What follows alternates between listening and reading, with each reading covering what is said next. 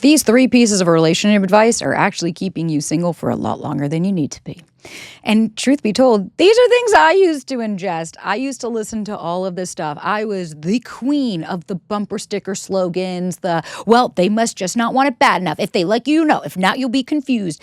And I understand where these come from, and I understand why we like them. And we're going to go over all of that. But I do also understand how overly simplified and reductive these statements are, and how they don't really take into account humans, and why you keep saying all of these statements, but yet still not fucking happy in your dating life. So let's go into them. And you've probably heard all of these over social media. If they wanted to, they would. You shouldn't have to ask for anything. They should just know. Love should just be easy. But these are all, as cute and quirky these little sound bites are completely misleading. Because if you're following advice that feels empowering but keeps you feeling lonely or stuck, well, baby, that's why I'm here. And that's why this video is here. And the reason this matters is because you think that you're helping yourself. But at the end of the day, I don't actually think you are, because these myths sound right because they reduce complexity into black and white thinking, right? If it's this, that's not this. But relationships aren't that simple. They're dynamic, they're human, they're messy, and they require tools, not fucking platitudes. So we're going to break down the 3 of the most viral but dangerous relationship myths and show you what is actually underneath it. But before we do that, I have some exciting news, because if you're nodding along thinking, oh my God, that's me, right? I overthink every conversation. I reduct it down to nothing. Then I've got something for you, baby. On October 30th, I'm hosting a live masterclass all about why you don't trust yourself in conversations anymore. Because somewhere along the line, you learned that saying the wrong thing meant losing love. So that's why you'll rehearse every text, second guess your words, constantly put all these platitudes. And baby, in this 90 minutes, we're going to break down those patterns of what's real. And we're going to break down the patterns of what's not. And so you can check out those at masterclass.sabrinazohar.com. And that's October 30th. And I'm so excited. But babies, let's get right on into it. And don't worry, if the masterclass isn't for you, I got courses. You can work one-on-one. You can ask a question. Everything's at sabrinazohar.com, or listen to the podcast, The Sabrina Zohar Show, right here on YouTube. Okay, let's get into the first myth. If they wanted to, they would. I know this sounds empowering, but here's what it actually does. It makes everything binary, right? Wanted equals action. Not wanted means that they ghost. But what we're not really looking at is it completely ignores people's nervous systems, their attachment wounds, their trauma histories, their emotional availability, and timing. I know how easy it is. I looked through texts with me and my old girlfriend, like my friends with old flames, where I used to say, well, if he wanted to, he would, just doesn't want it bad enough. Until I started dating somebody now in a relationship and learning about myself to realize, wait a minute, who said it's about want? I could ask you right now, to everyone that's listening, well, do you want to be a millionaire? Do you want to be successful? Do you want to be emotionally sound? Do you want to have financial security? I don't know one person that's going to be like, no, I'm not really interested in that. I prefer to be a hot mess. I prefer to not have my finances in order. I prefer to owe credit card debt. I don't want any safety and security. I don't know anybody that would say, but then would I say, well, then you must not want it bad. If you wanted to, you would then. You'd look at me and be like, are you insensitive bitch? What do you mean if I wanted to, I would? But that's the reality here, is that's what we're chalking everybody up. So you're telling me, and now here's the thing. I understand where this term comes from in for instance, I went on a date with someone, they didn't ask me. Well, they didn't want to. And didn't ask me on a second date. Well, they didn't want to. But even then, right, even as I give you these very simple moments of like, well, this could mean this. But then I just go, well, wait a minute. Do we know that it's not that they just didn't want to? Maybe something happened right after. Maybe they realized, like, I had a guy that he was like, no, I would have loved to have seen you again. He was like, but you made a comment about like things that you love. He's like, that I knew my ex and I had already had disagreements on. And he was like, so I knew it just wasn't compatible. So maybe what we can also look at is like, maybe it's not about want. Maybe it's about looking at their bandwidth, that if they had the bandwidth, they would. That if they had the emotional maturity, they would. Because the reality here is like, if they're emotionally available and ready and interested and have the tools, then they fucking will. That's it. Because the reality as well is that if they weren't that into you, this person would just be open and honest and tell you. And so while I understand we're saying, well, but then they didn't want to. But again, I go back to if they had the bandwidth, if they had the tools, if they came from a household where people taught them how to communicate effectively, if this person is doing the work on themselves to understand why they keep running from situations, you're chalking it up as if everybody is so self-aware and everybody know. If that were the fucking case, if everybody was so self-aware and everybody was so astute and so growth-minded, well, then we wouldn't be here right now. Self-help wouldn't be such a big category. And the reason that that I hate those sayings is because they chalk it up to a bumper sticker. Well, everybody's the same. And black and white thinking, which I just had in the podcast. So if you guys want more, I did a self-worth series and we go over core beliefs, black and white thinking, catastrophizing, ruminating, spiraling, protest, all of the stuff. So feel free to go check it out it was within the last few weeks. But the reality here is like we have to look that people are humans and nuanced creatures. And what I might want might not be what I can actually achieve. I want a lot of things. I want to wake up and feel a lot more safe and secure in my own body and in my head and in my body and my body. I said that twice. Good morning. And my own career and all those things, but I don't. So does that mean I just don't want it bad enough? And again, I know what you're going to say. You're going to say, well, but they just didn't text me. They don't want to text me. They don't like me. But again, when we chalk it up to black and white, what is that actually doing? Your brain is saving energy because your brain, for it to go in the nuance, requires a lot more bandwidth and a lot more of a lot more paying attention to things. And so when our brain's like, hey, I'm tired, I don't want to do that, then we go right binary, black and white. If it's not this, it's this. If it's not good, it's bad. If it's not yay, it's nay. And so the only reason I'm bringing this up is because let me ask you, how often is this helping you?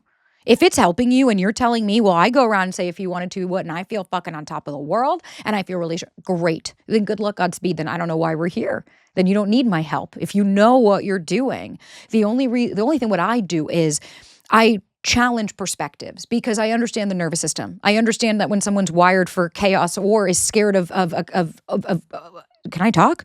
Good morning. Or if someone is scared of confrontation, then that might be why they haven't said anything. Or maybe this person is really emotionally unavailable and came out of something and is like, doesn't have the bandwidth. Doesn't mean that they don't want you or that they don't care about you. Really what it just means is like, I think for me, the reason I liked the reframe of like, well, if they have the bandwidth and the tools, then they will, is because for a lot of people, they might want to and they can't, but that doesn't mean that you wait around. That doesn't mean that. It means you stop personalizing their fucking limits. That's my point, is that if they wanted to, they would, means a lot of it is we internalize it. Well, then what's wrong with me? They must not have wanted it bad enough versus they don't have the bandwidth. So I want you to start asking, do their actions match the kind of relationship I want to build instead of, do they want me? I don't give a fuck how they view you. I care about how you view yourself and how you see them as well. All right, let's go into the second myth. Love should be easy. Oh, baby, this one is sneaky. Of course, we all want love to feel peaceful. Who doesn't? How many people? But easy often gets confused with conflict-free. And I hear this all the time. People write in of like, my partner thinks that like we're not healthy because we have arguments. Conflict is not the issue, it's the repair. Love should be safe, but it's not easy. It flows. Because real intimacy, when you have something, it brings stuff up. You have attachment wounds, right? Of like, hey, my dad used to say that. You fucking said that. Whoa, that triggered me. Okay, I'm a human, right? I'm going through stuff. Insecurities. We get power struggles. And if you've never seen healthy conflict growing up, then you're going to confuse effort with incompatibility. You're going to confuse that and say, but I don't understand, right? And I see that all the time of like when, oh no, growing up, my parents fought all the time, which means it's bad. It's like, no, they just didn't have healthy communication. They didn't have healthy conflict and repair.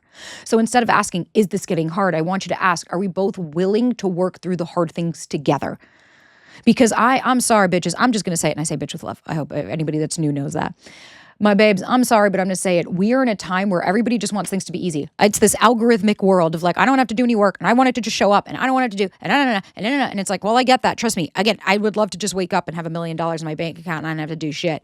But that's not life. And hard thing. Running a business is really fucking hard. Why do you think people don't do it? Like, as many people don't do it. Why do you think I'm not an athlete? It's really hard. I don't want to do it. But I get to choose my hard. And so part of a healthy and secure relationship is also conflict and repair. Again, if you don't have the repair, then you'll just keep having the same conflict because you're not actually getting down to the root issues. And so my point here is, you're right, they shouldn't be this hard, but they should also not be so easy, because easy just implies then who's speaking up, who's telling the other person their issues. And the third myth, you shouldn't have to ask for what you need. This one to me is like one of the worst because it tricks you into thinking that asking for your needs to be met makes you needy, and that somebody who really just cares and loves you, they should just know. But let me ask you this. Did your caregivers? Did your parents, did your kid, when you were a kid, did your parents just always attune to your needs? So you're sad and you're in a corner crying and they just instantly knew that they needed to come over and talk to you? No, I doubt it. Love is not mind reading, it's communication, it's repair, it's transparency. right? Waiting to be intuitively like chosen. It doesn't create connection. It creates resentment. Then the other person's like, hey, what now? What?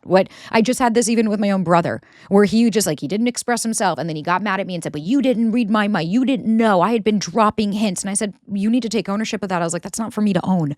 You need to be an adult and use your fucking words and communicate with me like an adult. Not that I'm just going to know what's going on with you. And then when I don't, you're mad at me. So maybe we normalize, hey, here's something I'm needing to feel connected to you right now. Can we co-create something around this? Baby, that's not weak. That's emotional maturity. You're showing this person that this relationship matters to you. You're asking for your needs to be met. And above all, you know who you're showing you matter to? To fucking you. To the version of you that was always scared to stand up for themselves. To the version of you that was scared to ask for their needs to be met. And the version of you that was told that you were too much. And the part that I hate about these myths is they sound like boundaries, but these are walls. These are walls that keep you disconnected. Boundaries are just what I'm willing to allow. That's just what I'm willing to allow in my life, but not what you need to do and how you need to act in order for me to feel more connected, because that just keeps you disconnected. This just keeps you in that self-protection instead of self-expression. So no, baby, it's not if they wanted to, they would. It's if I'm honest about what I want, I'll stop tolerating what I fucking don't.